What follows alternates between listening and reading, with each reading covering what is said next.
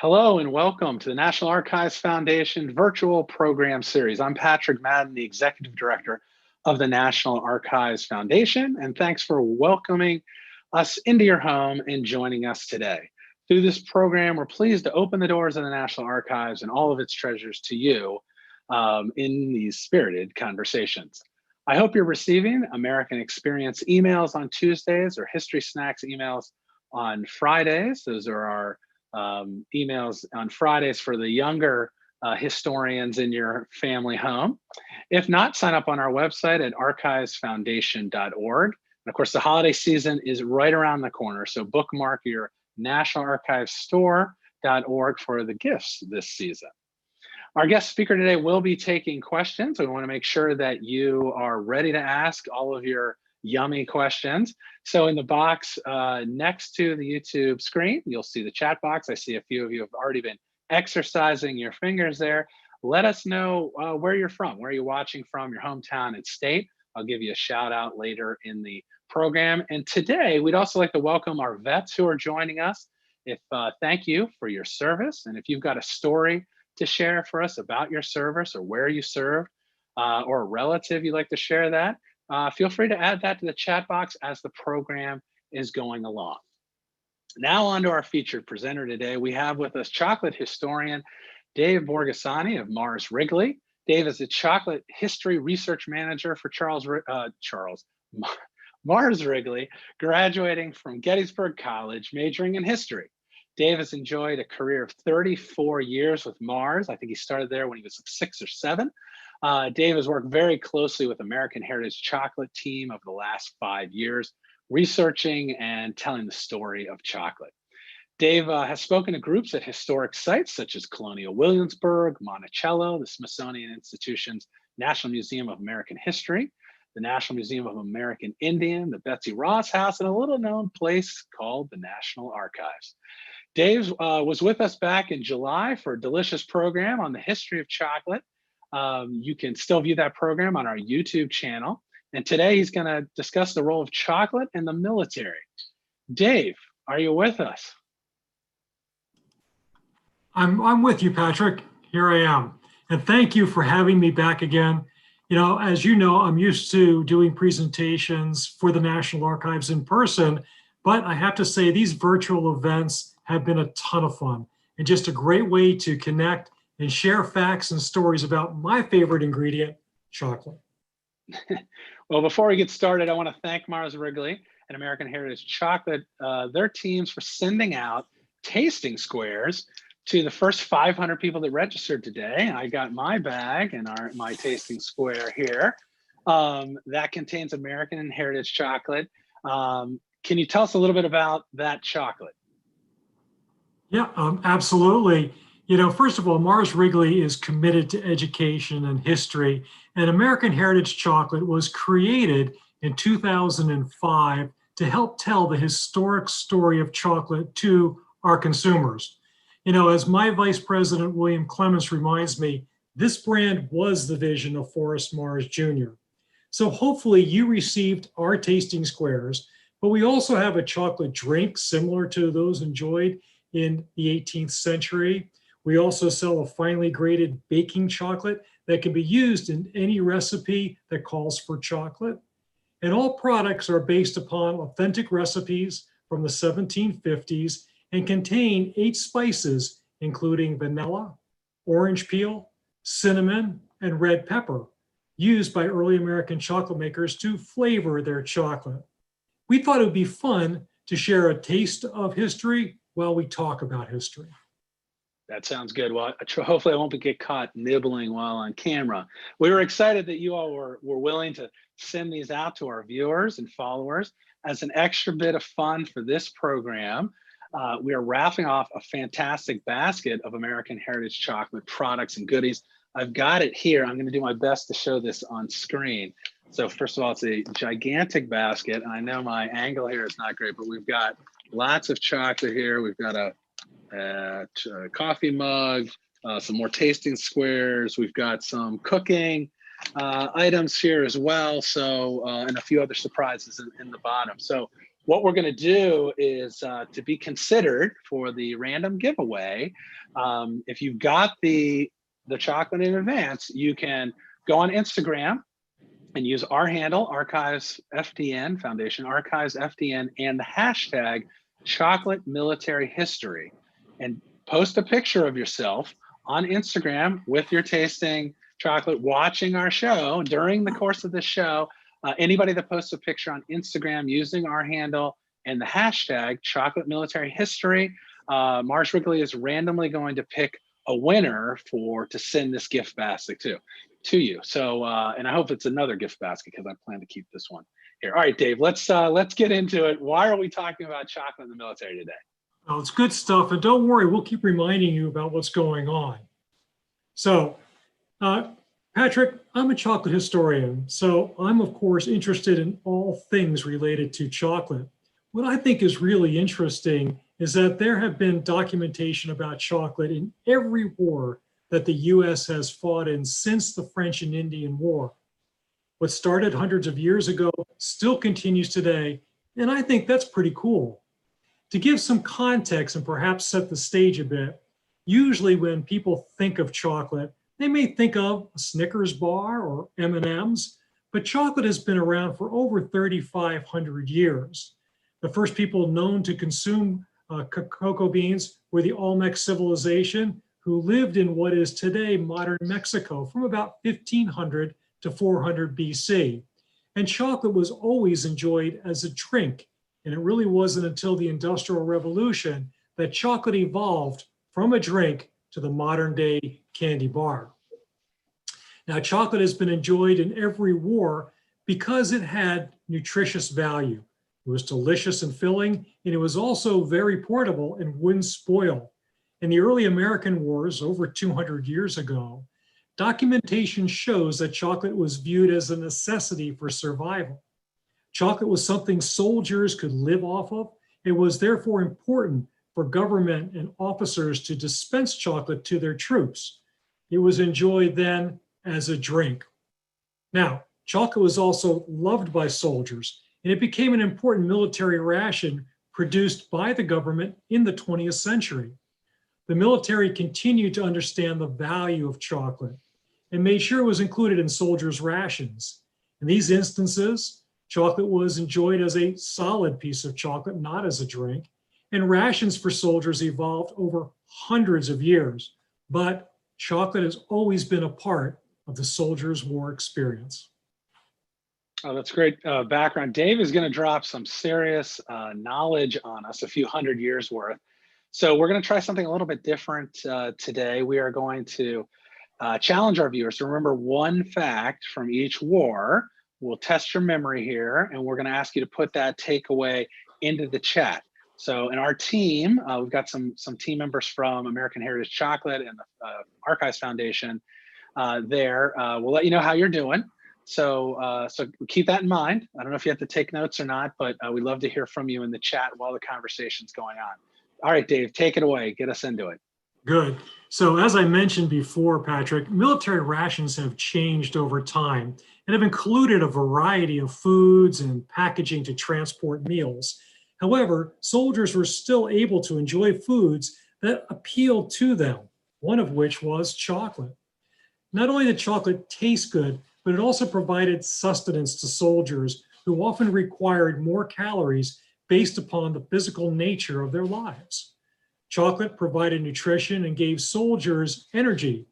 While there may be practical benefits to consuming chocolate, the other benefit was that it tasted good. Soldiers enjoyed the taste of chocolate whether they drank it or whether they ate it. Food given to military personnel had to sustain travel, often hard to be locally sourced, and it had to have nutritional value. So military rations started from whatever could be locally gathered years ago for troops to eventually being developed and supplied by the government.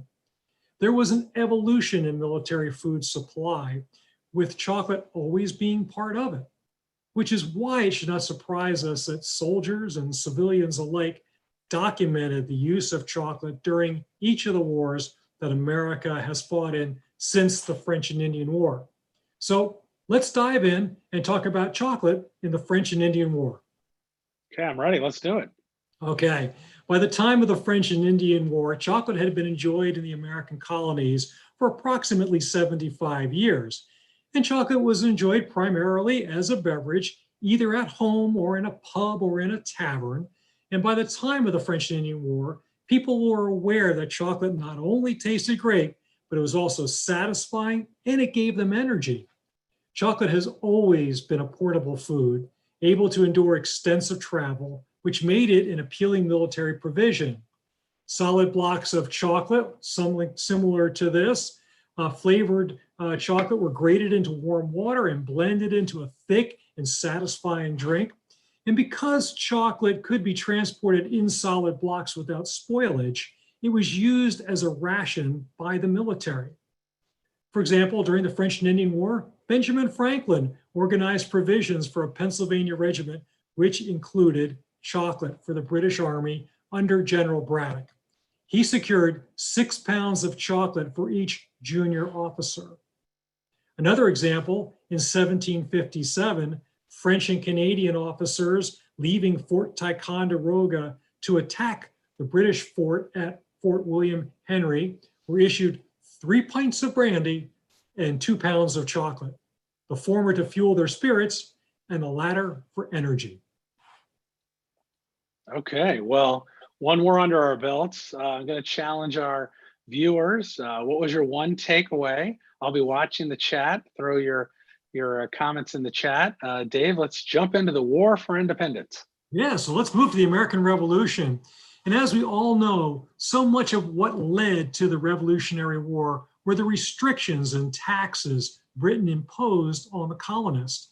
For example, the effect of the Townshend duties in 1767, which imposed new taxes on imports of paper, paint, lead, glass, and tea, made drinking tea politically incorrect. That sounds like historian speak for the Boston Tea Party. Taxation without representation. They dumped 342 chests of tea into the harbor, and they chose to drink anything but tea because of those taxes, which is, I correct me if I'm wrong, where coffee and chocolate started to take over in the parlors at the time. Do I have it right? Yeah, you're quite right. So you know a bit about your Revolutionary War history, Patrick. You probably know a lot more than that. But to ensure a supply of affordable chocolate for the military and to combat war profiteering, in 1777, the Continental Congress imposed price controls during the Revolutionary War for chocolate and cocoa. It was also forbidden to export chocolate from Massachusetts, as it was required for the supply of the army. And during the war, access to products and finances became scarce enough that General George Washington frequently paid his soldiers in chocolate bricks. Did you know that a pound of chocolate became a high value currency among the colonies, boosting morale and assisting in the fight against England? And in 1779, the Continental Congress officially defined rations for Continental officers.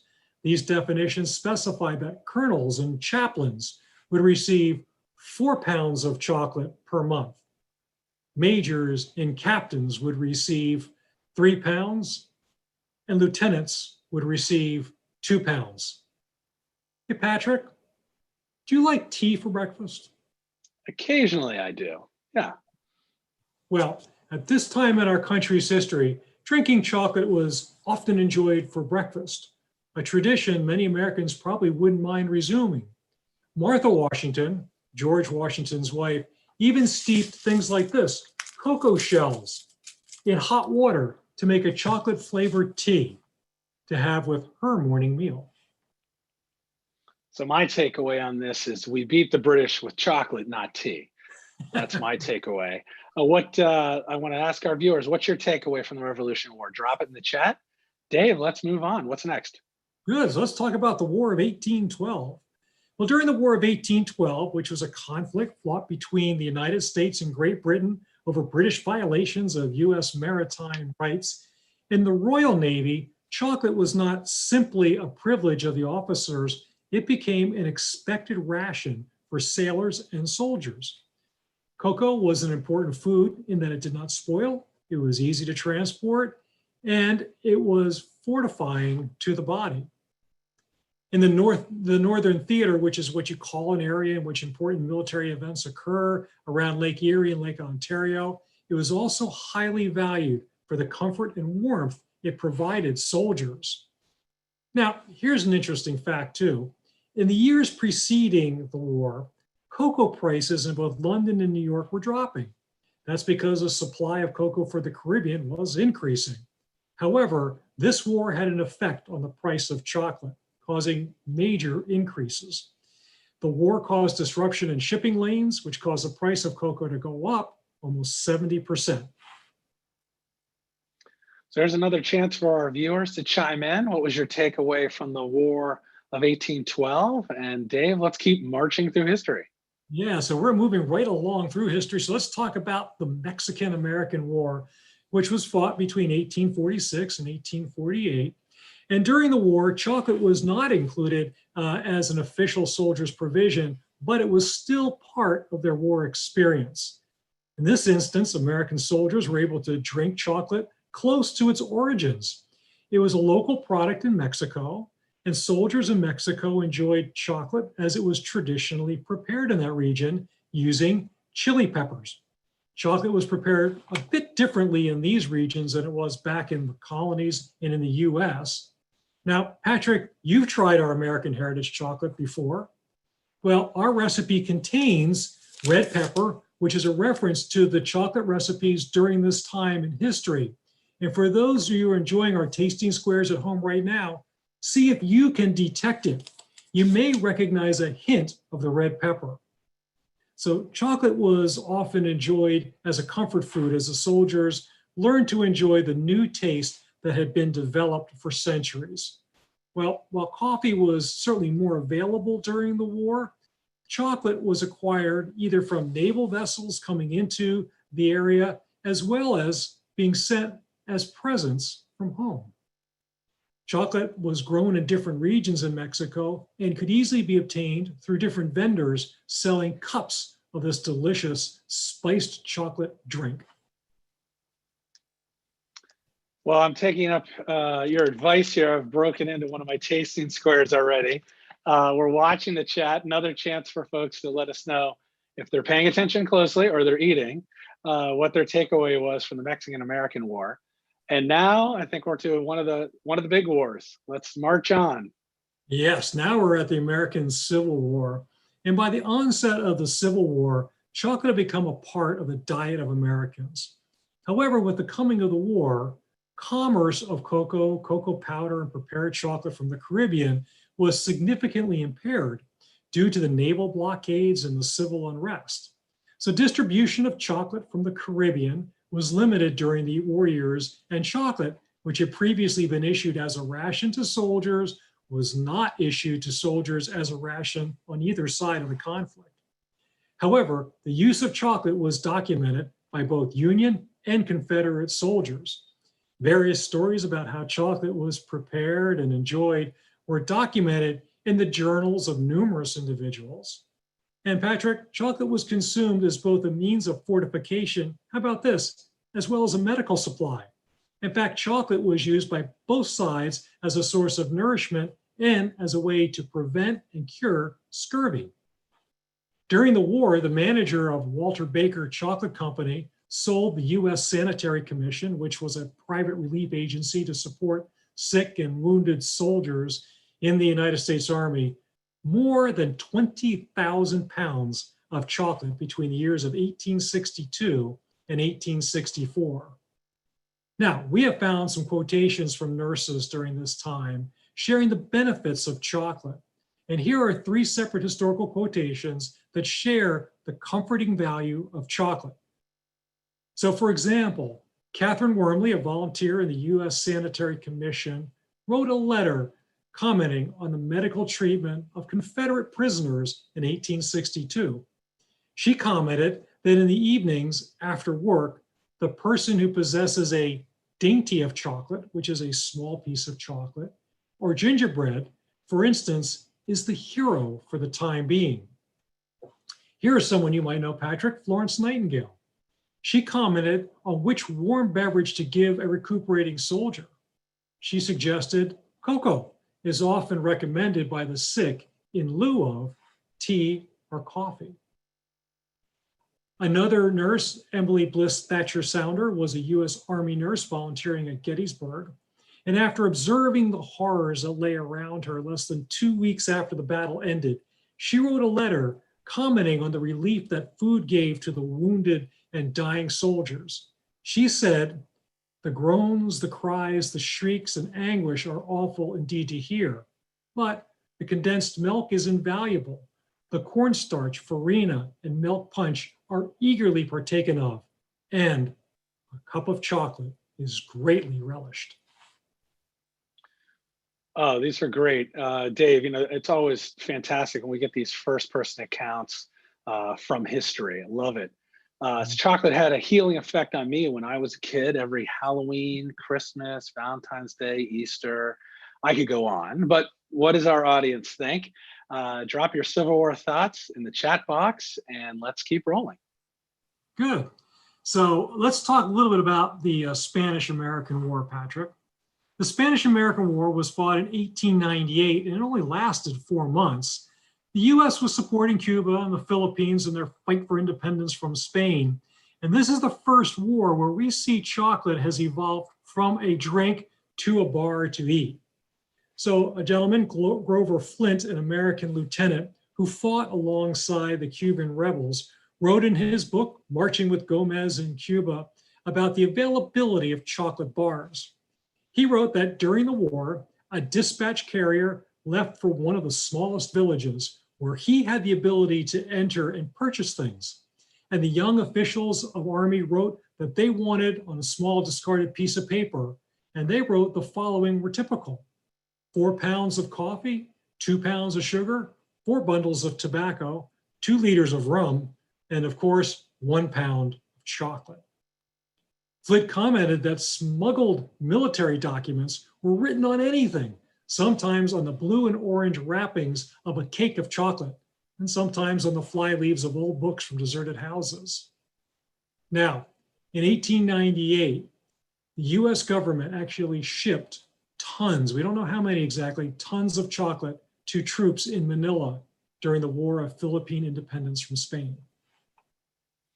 Interesting. All right. So we've got the transition to the bar, a short but influential conflict, no doubt. All right, viewers, what is your takeaway? And I know now we're getting into World War I.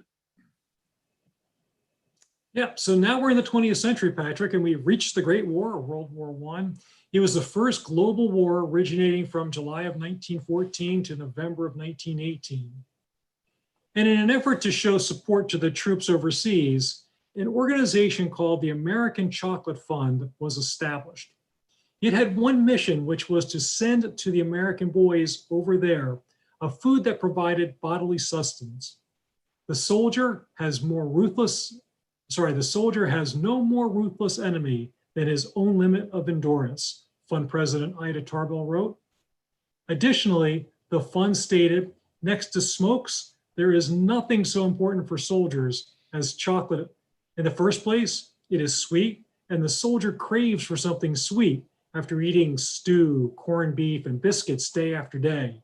Secondly, although sweet, it does not create thirst, as does candy and other like things. And by the end of the war, the fund had shipped 36 tons of chocolate to soldiers and sailors through the American Red Cross at a time when the government was restricting families' care packages to loved ones overseas. And we've got an image here from the archives that shows production from the war industry. On the right, workers are operating a grinding and finishing mill at the Paprika Chocolate Company in Brooklyn, New York. On the left, factory workers are removing the chocolate from the shaping pans. The archives preserves millions of military records and related materials, photos, documents, and films at numerous sites around the country, Dave. Yeah, in addition to basic food stuff, Patrick, Doughboys, what the American infantrymen were referred to at the time, also received other luxuries such as milk and butter, other types of candy, as well as cigarettes. Luxuries that some of their other fellow Allied soldiers lacked or were unable to get. But here is another image from the archives. Patrick, do you want to take this one? Sure. This is soldiers getting provisions from the Red Cross in 1918. And I want to remind, it's a good moment to remind folks as we sort of move through the 20th century to send those photos into Instagram of your American Heritage Chocolate. Remember, use the hashtag chocolate military history and use our handle, archivesfdn, on Instagram so we can see who might win this terrific basket to be sent out after the program. Right. Patrick, we've been telling a lot of war stories, about chocolate, but now we do need to talk a bit about what's called the ration D bars. In 1937, the first emergency chocolate ration bar was commissioned by the United States Army, and it was called the Ration D. So U.S. Army Quartermaster Colonel Paul Logan approached Hershey's Chocolate in April of 1937, seeking to have a military chocolate bar developed. One of the problems, Patrick, with the bar that was given in the First World War was it was a chocolate bar, everybody loved it, and the soldiers gobbled them right down. The Logan bar, or as I've just referred to it, the Ration D, included 3 pieces sealed in parchment weighing 4 ounces. It was high in food energy value, containing the minimum daily sustenance of 1,800 calories, and it resisted melting in high temperatures. Now here are the ingredients too. It was made up of chocolate, sugar, oat flour, cocoa fat, skim milk powder, and artificial flavoring. The bar was tested in 1937 and became a regular issue during World War II after Pearl Harbor in 1941. So let's talk about World War II. Chocolate D rations served 2 purposes: as a morale booster and as a high energy, pocket-sized emergency ration. Emergency ration bars were made to be high in energy value, easy to carry, and able to withstand those high temperatures. And the bar needed to taste not so good, so the soldiers would not gobble them quickly, and they were encouraged to save the consumption of the D ration bars for emergencies. Between 1940 and 1945, an estimated 3 billion units of the specially formulated candy bars were distributed to soldiers around the world. In 1943, the Army approached Hershey to produce a chocolate bar with improved flavor that would still withstand the extreme heat in the Pacific. The Hershey Company began producing Hershey's Tropical Bar, and while attempts to sweeten its flavor were somewhat successful, nearly all the US soldiers found the Tropical Bar a little tough to chew and maybe a little unappetizing. I feel like this is the moment where Mars and the hero story for the military really ramps up. That's right, Patrick. We've now reached the M&M's portion of the discussion. So the story of M&M's actually began in the 1930s during the Spanish Civil War. Forrest D. Mars Sr., the son of Mars Incorporated founder Frank C. Mars, observed soldiers eating small pieces of chocolate coated with a hard sugar shell. He brought the idea home with the intent of creating a similar confection that would have strong appeal to American chocolate lovers because it wouldn't melt in warm temperatures. And by the early 40s, with war raging across Europe and food rationing a growing concern on the home front, Forrest Mars was in need of a reliable source of chocolate. He turned to a gentleman, Bruce Murray, son of Hershey President William Murray, and the two struck a deal. That is why the 2 M's in M&M's stand for Mars and Murray. M&M's made their debut in 1941 and were placed in corrugated tubes with a cap. The tubes were similar in design to the kind of packages in which you might see BB stored in today, which made M&M's easy for soldiers to carry in their packs. Now here's a fun fact, Patrick. The original colors were brown, red, orange, yellow, green, and violet. M&M's were very popular with service members, and Mars ensured that the armed forces were the sole recipients of the M&M's produced throughout the war. And when the conflict ended in 1945 and food rationing eased, Mars immediately began redirecting production to the civilian market. And the first M&Ms hitting the stores shelves in 1947. Well, I think it's fair to say we might have a few M&M lovers with us tonight. You always pull your M&Ms out, Patrick. I always have them in the holster, ready to go. Well, I just want to let you know something. I also included some posters here for you to see as well, too. These are posters of Milky Way chocolate bars in World War II, and these were also popular with the troops as well. Now, Patrick, you may know this story, but I'd also like to share a fun story with your audience about Operation Little Vittles. In July 1948, Berlin airlift pilot Gail Halvorson began handing out and later dropping candy via handkerchief parachutes to the children who had gathered to watch at Berlin's Tempelhof Airport. With the approval of superiors and the support of confectionery companies, Operation Little Vittles was born, and candy bombers and raisin bombers began dropping care packages to the children of Berlin. He's a pretty famous guy, and last year representatives from Mars and the Doublemint team traveled to DC to help him celebrate his 99th birthday in Washington, DC. It was actually sticks of Doublemint chewing gum that he first handed out to children in Germany before the famous candy drop. These images are from our archive as well. And my understanding is he just celebrated his 100th birthday. So, wow, that's a lot of great nuggets for World War II. We encourage our folks to drop what they remember into the chat. I'm trying to remember all of the colors that you just mentioned. Did not know that.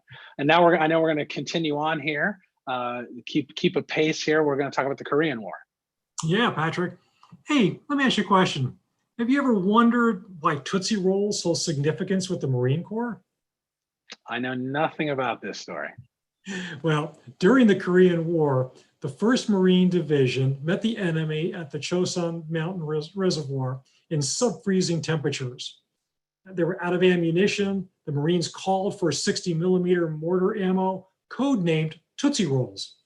The radio operator didn't have the code sheet that would tell him what a Tootsie Roll was, but knew the request was urgent. So he called in the order. Soon, pallets of Tootsie Rolls candies parachuted from the sky to the 1st Marine Division. While they were not ammunition, this candy from the sky provided well-needed nourishment for the troops. They also learned they could use warmed Tootsie Rolls to plug bullet holes, sealing them as they refroze. I had no idea. What a great story. Yeah, it's a pretty good one. I agree. Also, during the Korean War, C rations were used were actually issued to soldiers, which consisted of a meat component as well as a bread component. And the C ration boxes had crackers, beans, and hot dogs, stews, some canned meat, powdered coffee, powdered milk, granulated sugar, cookie sandwiches, gum, a tin of jam, a can of fruit, and cocoa disc and a chocolate fudge. Okay, well, there's a lot to gobble up there in that last story, if you will, Dave. So our viewers, chance to drop it in the chat with us and see if you're keeping up with Dave in the Korean War. What's next? Yeah, let's move on to the Vietnam War. At the time, a new C ration was created, Patrick, called the Meal Combat Individual Ration. And it was primarily an individual canned, pre-cooked, and prepared wet ration, but also included treats like 2 discs of the foil-wrapped milk chocolate. The C ration was then replaced by the long-range patrol rations, the LRPs, which included a cereal or fruitcake bar, 2 foil-wrapped milk chocolate discs, and some pieces of candy. Milk chocolate discs. I can get on board with that. Probably a little curious. No doubt savory. And we had Dave, while you were talking, someone shared with us, Pat J in the chat, served in Saigon, and it was always when the M&Ms arrived, there was a cause for a riot. They couldn't keep them in stock. So thank you, Pat J, for sharing your your story about chocolate, and thank you for your service. I'll let you jump back in, Dave. Yeah, thank you. And thank you for sharing that story. So again, we continue to see modifications to chocolate that made it even more effective as a military ration. For Desert Storm in the late 1980s, the US Army lab created a new high temperature chocolate bar that could withstand heat in excess of 140 degrees Fahrenheit. It was dubbed the Congo bar, and 144,000 were shipped out to troops during Operation Desert Shield and Operation Desert Storm. Well, Army spokesman said that the bar's taste was good. Troops' reactions were a bit mixed, and the bar was not put into full production after the initial shipment.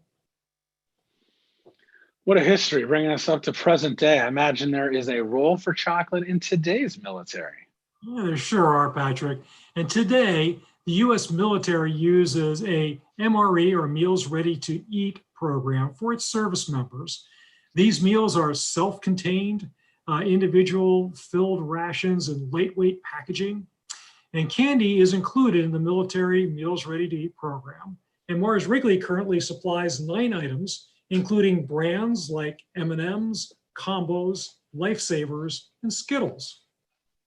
Additionally, after the creation of M&Ms during World War II, Mars Incorporated maintained its relationship with the US military by partnering with the Red Cross to provide M&Ms to servicemen and servicewomen. Today, that relationship continues via a partnership with Operation Gratitude. Operation Gratitude is a nonprofit organization that provides care packages to US troops, families of deployed troops, first responders, veterans, and wounded warriors.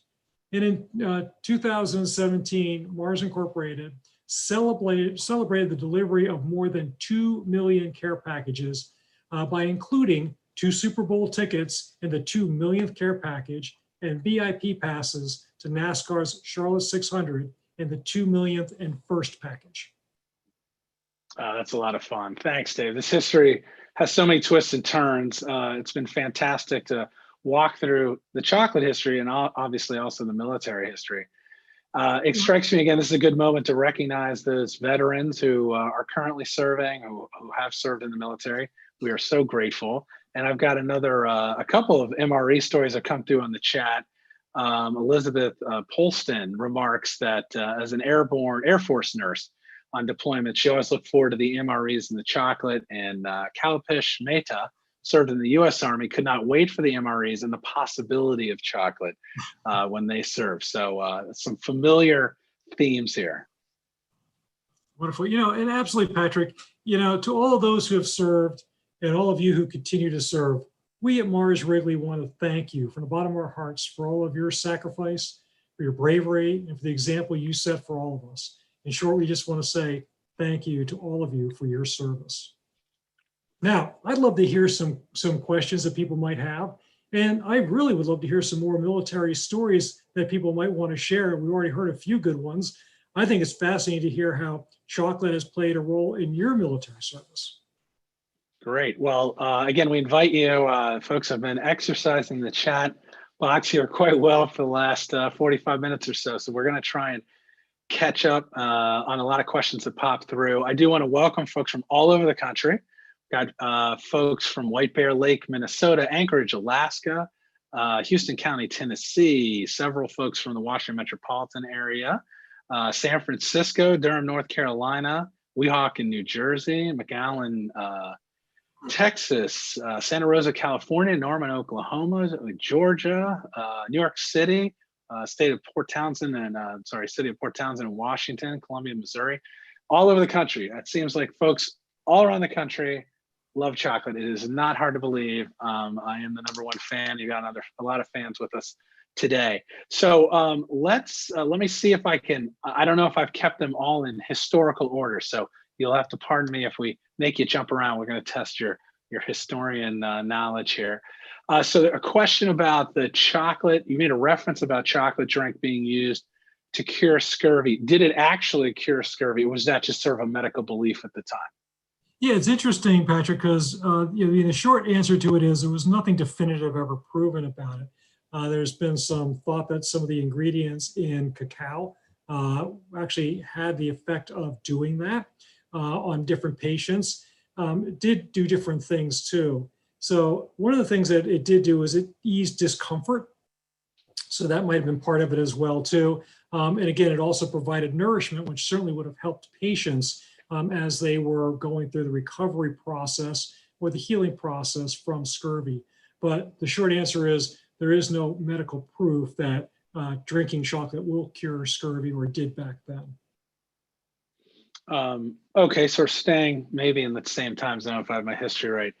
Where did the chocolate come from when we were fighting the British? So was there an issue with getting sort of an ongoing supply of chocolate during that time?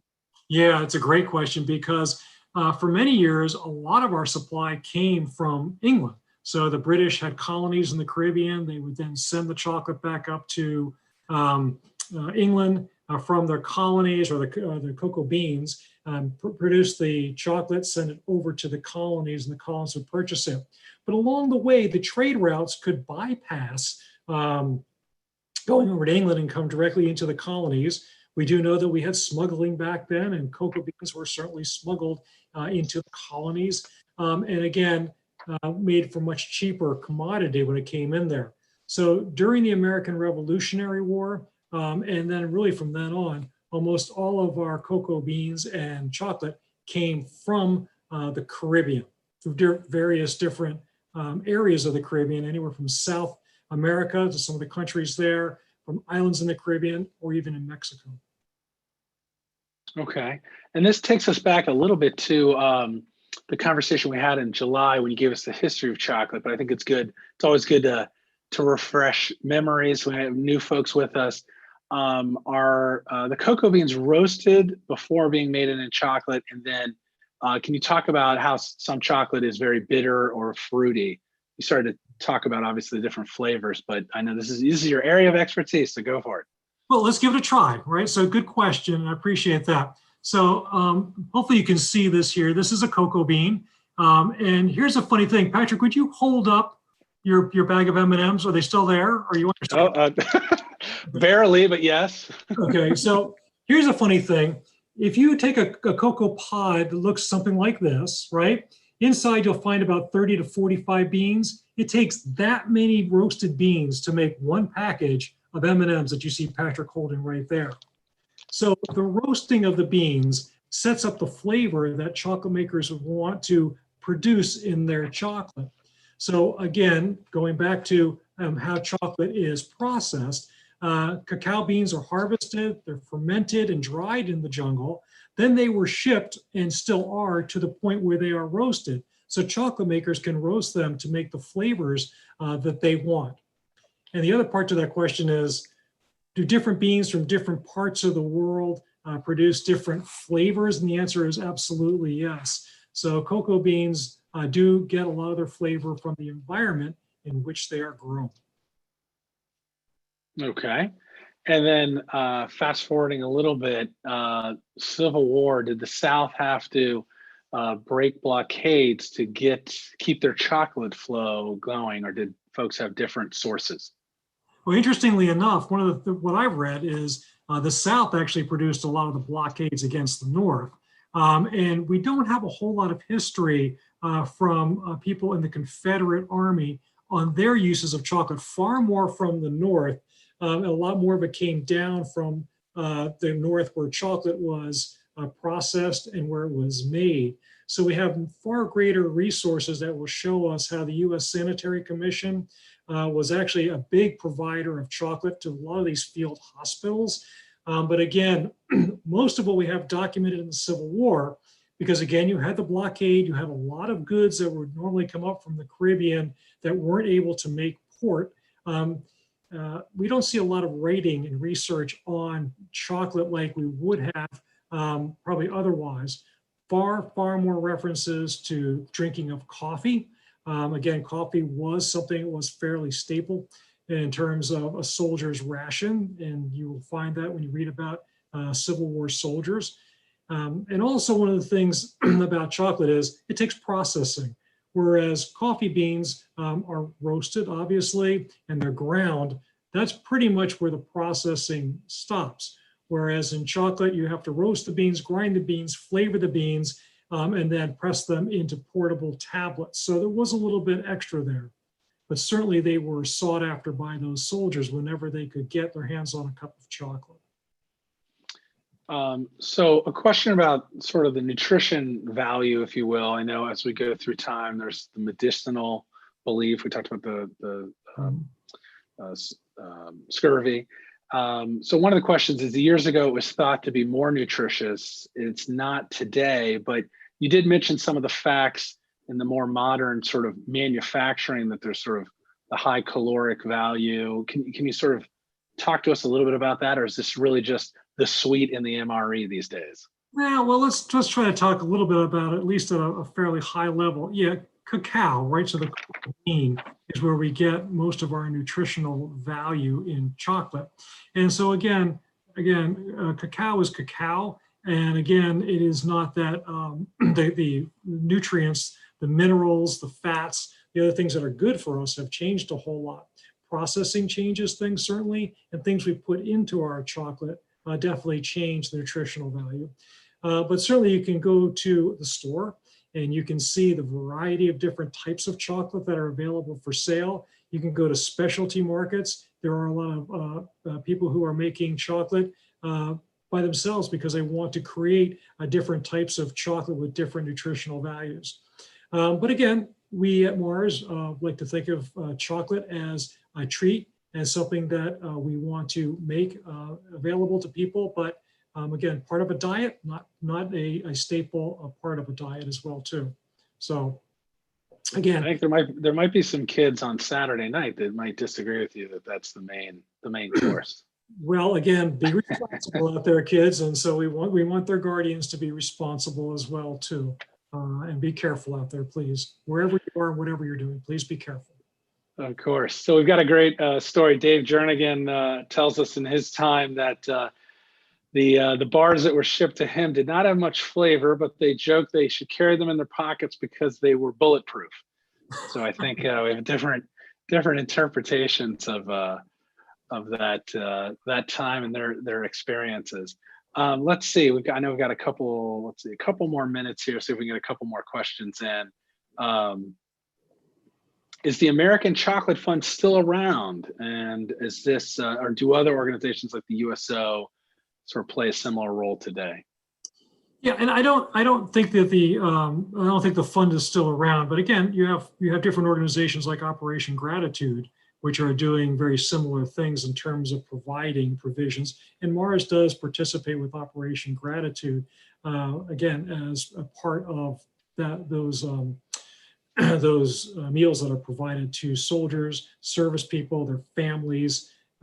So again, things evolve over time too. But I don't know. I thought the story about the fund is phenomenal because again, it ties in exactly what chocolate's about.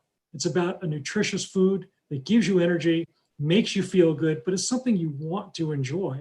And soldiers far away from home in cold trenches in a foreign country, what could be more comforting than chocolate? Absolutely.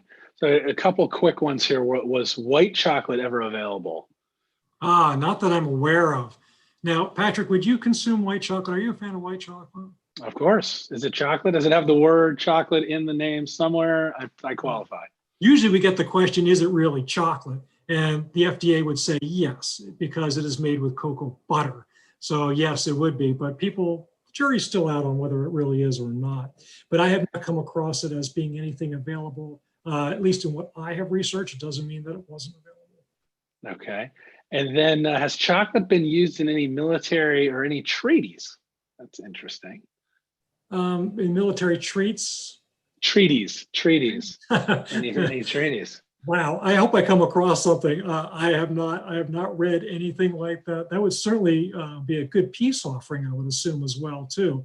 So if I do, we'll certainly bring that back into the programming. But no, I've not come across anything with that. Now, however, let me just state this: if you go back to the Mesoamerican region, so go back to the 13th century and up to the 16th century. Cacao and chocolate were definitely part of how people got along back there, different warring tribes. So again, yes, the answer would be then. Certainly it was part of military barter against those tribes back in the Mesoamerican region. Terrific. Well, I think we have just about run out of time. I didn't know if I could give you the last word, a sweet word for everybody. Well, I would like to know who won the basket, Patrick. Do we have that, or are we going to wait? I have it. Yes. I mean, it's like we've worked together before. What a great segue. I hope we do it again. We have the winner of this basket, or a basket very much like this one. This one might stay here. Katie McCormick. Katie McCormick, congratulations, and thank you for sending your photo in. The Mars Wrigley team will be in touch with you to get you this terrific basket. So we are delighted. I look forward to having had a chance to watch you, talk to you, watch what's going on YouTube, and get on Instagram at the same time. So I look forward to getting on Instagram and seeing these photos from the program today. But congratulations to Katie. And with that, I'd like to thank Dave once again for joining us, filling us with chocolate knowledge before dinner time on the East Coast. So I might just go to my chocolate main course here. And your knowledge is always great. It's always a fun time. And I can tell by the comments and the chat that folks have really enjoyed this twist on it. We've talked about the history of chocolate a number of times at the archives, but this is a new program for us, and I think it's been a hit. Thank you, and thank you for having me. You know, we at Mars Wrigley love partnering with the National Archives Foundation. So thank you for having us, Patrick, and to everybody out there. Thanks for joining. We really appreciate you learning a little bit more about the history of chocolate with us. That's right, and don't forget, if you haven't munched down on your chocolate squares, you've got those 500 of you who are out there. It's a yummy treat. It'll take you right through the week. Trust me. All right, thanks, Dave. I've got a few closing announcements for our viewers. I just want to say thank you to all of you, our corporate members, our individual members, our donors who are with us today. And if you're not a member of the National Archives Foundation, you can join by visiting our website, archivesfoundation.org. And also, we invite you to go to the nationalarchivesstore.org, and here those sleigh bells are warming up for that credit card of yours. Black Friday and Cyber Monday are coming right around the corner. So I hope you'll visit the National Archives store online for some of your virtual shopping this season. You may already know this, but we do have the best gift shop in Washington. As you can see on the screen, we've got some chocolate history books, and we've got obviously some chocolate that we sell. We have terrific historic inspired merchandise from the records of the National Archives, nationalarchivesstore.org. And then we have a couple of programs headed your way in November. We've got on the 5th, our Presidential Library Series is continuing with the director of the Dwight D. Eisenhower Presidential Library and Museum. And then on the 18th, we've got the Presidential Library Series continues with the George W. Bush Library Director from Dallas, Texas. So I hope you'll be able to sign up and join us. You can always keep in touch with us on social media. Follow us for program updates. We actually are working on another program that will probably be in between those two programs in November. So stay tuned for that when we announce it. So follow us on social media, and please remember, what is past is prologue. Until the next time, on behalf of the National Archives Foundation, thanks for joining us today.